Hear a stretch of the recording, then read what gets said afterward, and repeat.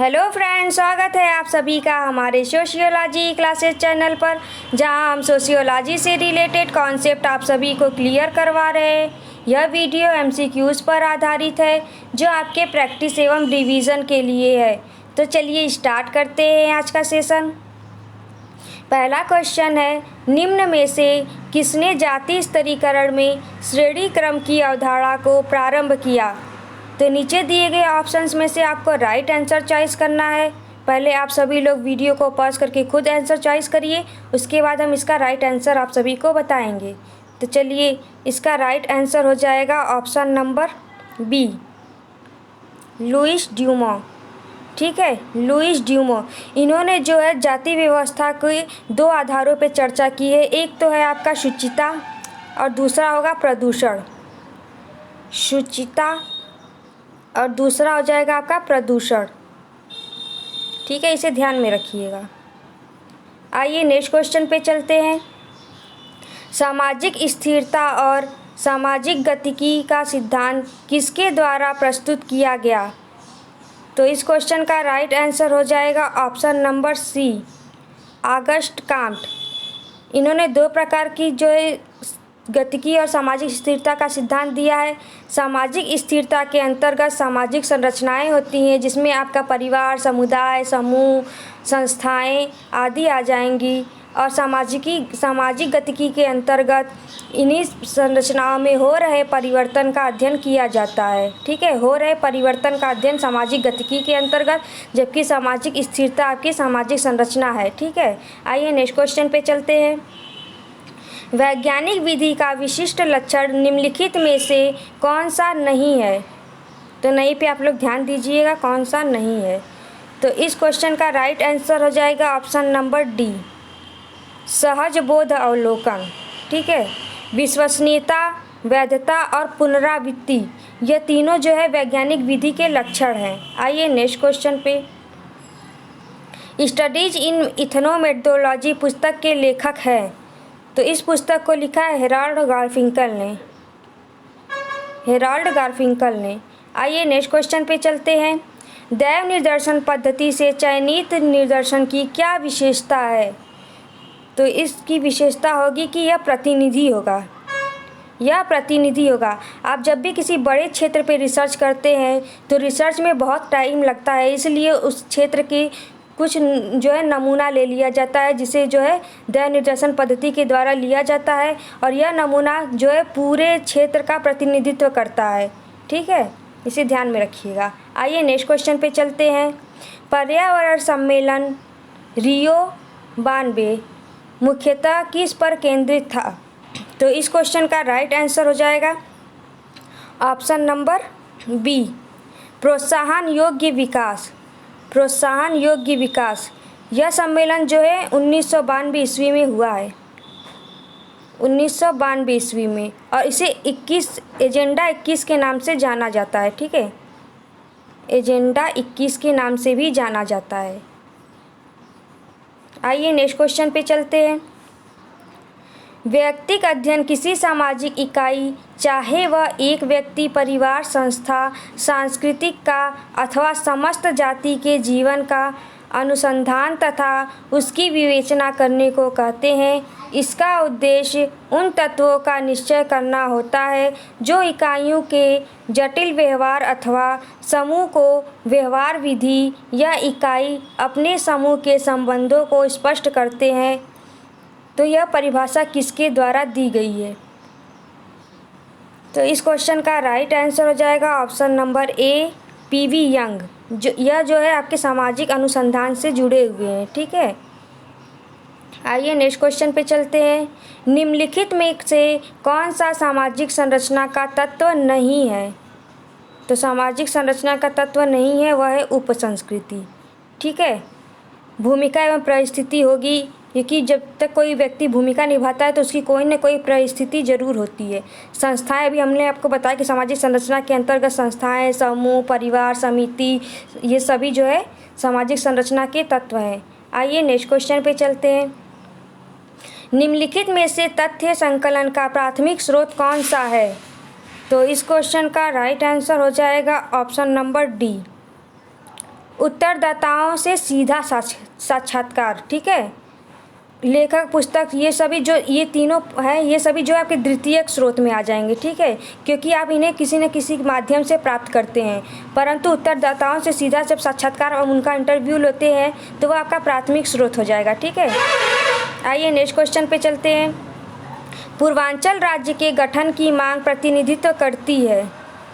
तो इस क्वेश्चन का राइट आंसर हो जाएगा ऑप्शन नंबर बी, प्रांत के अंतर क्षेत्रीयता, ठीक है। आइए नेक्स्ट क्वेश्चन पे चलते हैं। अपने से बड़ों का सम्मान है। तो यह एक सामाजिक प्रतिमान है, ठीक है, सामाजिक प्रतिमान बोलेंगे इसे। आइए नेक्स्ट क्वेश्चन पे चलते हैं। विगत वर्ष भारत के मुख्य प्रोजेक्ट स्मार्ट सिटी के अंतर्गत कौन कौन सी मुख्य योजनाओं को शामिल किया गया है। तो इस क्वेश्चन का राइट आंसर हो जाएगा ऑप्शन नंबर डी,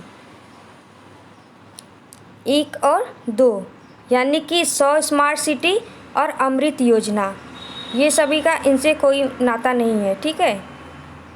आइए नेक्स्ट क्वेश्चन पे चलते हैं।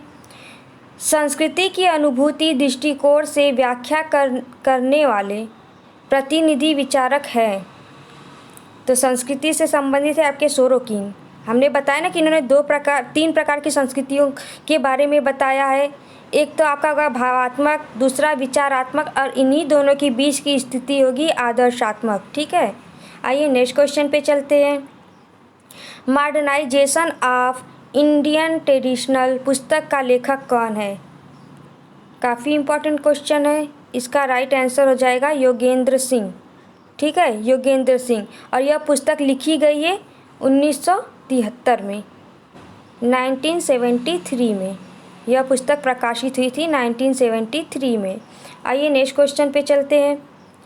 वर्ष 2011 की जनगणना के अनुसार भारत में नगरीय जनसंख्या का प्रतिशत क्या है। तो इस क्वेश्चन का राइट आंसर तो वैसे हो जाना चाहिए था, यहाँ पे आपका आंसर ऑप्शन में ये होना चाहिए था 31.16%, यह होगा। तो इस तरह से आपका ऑप्शन बी आप लगा सकते हैं राइट, परंतु ये आपका राइट आंसर होना चाहिए, ठीक है, 31.16, यही जो है कुल आबादी है। आइए नेक्स्ट क्वेश्चन पे चलते हैं। ज्ञात एवं अज्ञात इच्छा को आत्महत्या का कारण किसने माना। तो इस क्वेश्चन का राइट आंसर हो जाएगा ऑप्शन नंबर बी, रुथ केवन। इनकी पुस्तक का नाम है सुसाइड, ठीक है, सुसाइड।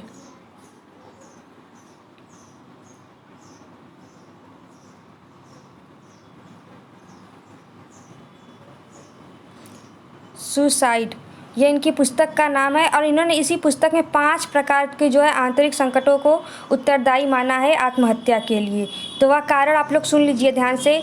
क है अज्ञात इच्छा, ख है ज्ञात इच्छा, ग है विशेष इच्छा, घ है मानसिक संघर्ष, और अड़ा है बाह्य परिस्थितियों द्वारा जीवन संगठन का भंग होना। एक बार फिर से बोल दे रहे हैं, आप लोग कहीं नोट भी कर सकते हैं इसे। क है अज्ञात इच्छा, ख है ज्ञात इच्छा या इसे परिचित इच्छा भी कह सकते हैं, ठीक है, ज्ञात इच्छा या परिचित इच्छा, और ग है विशेष इच्छा, घ है मानसिक संघर्ष, और अड़ा है बाह्य परिस्थितियों का जीवन संगठन का भंग होना, बाह्य परिस्थितियों द्वारा जीवन संगठन का भंग होना, ठीक है। आइए नेक्स्ट क्वेश्चन पे चलते हैं।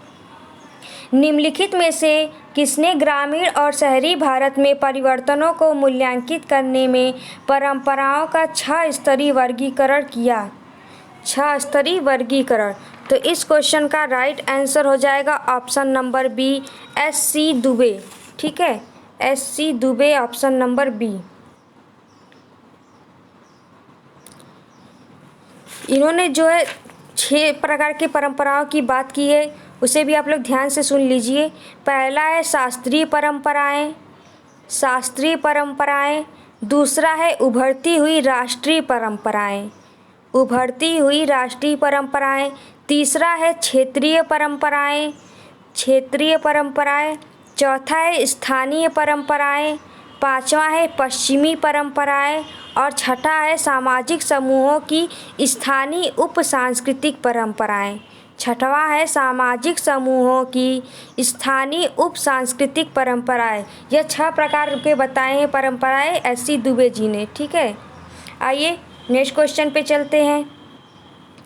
एस.सी. दुबे ने विकास के सांस्कृतिक पहलू के विश्लेषण में किस अवधारणा पर प्रकाश डाला है? तो अभी अभी हमने बताया, इन्होंने परंपराओं की बात की। ठीक है, परंपराओं की बात की थी इन्होंने। तो इस तरह से आपका option number C right answer हो जाएगा, पारंपरिकता। इसी के आधार पे इन्होंने जो है बताया था। आइए नेक्स्ट क्वेश्चन पे चलते हैं। भारत में राष्ट्रीय स्वतंत्रता आंदोलन का अध्ययन किसने मार्क्सवादी परिप्रेक्ष्य में किया? तो इस क्वेश्चन का राइट आंसर हो जाएगा ऑप्शन नंबर ए.आर. देसाई। ठीक है, ए.आर. देसाई। इंग्लैंड में श्वेतवसन अपराध का अध्ययन किसने किया?